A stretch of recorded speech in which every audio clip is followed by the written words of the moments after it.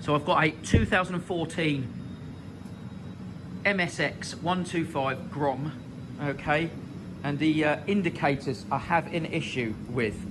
So, key to show you what's going on. Front ones stay on all the time. I think they've been wired in like that. The rear ones don't.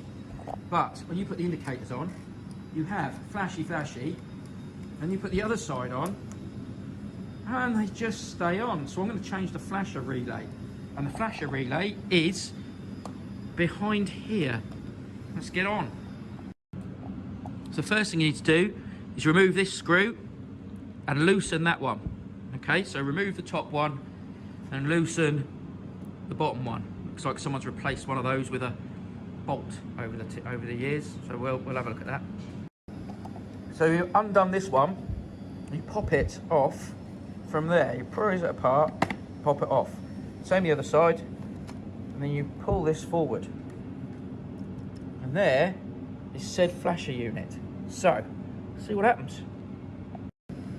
This is my new one. This is new, and it's going to go there and replace that. So, let's hook that off of there. It has a rubber bung to get past. Might just have to turn the camera off. Yeah, okay, so just a little screwdriver, just push that off of there. Then it's a case of pulling these cables out. See, I haven't got telescopic arms because I'd look stupid. Oh, balance it under my chin. Off. Yeah, new one. Is in. Yeah, hopefully that got that. We'll see. Right, looks like this rubber bit here is mounted slightly different to the other one on the side, so that doesn't matter. I shall mount it slightly differently, but let's see if it works.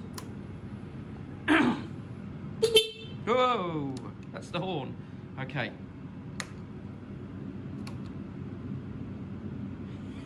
We have a flashy.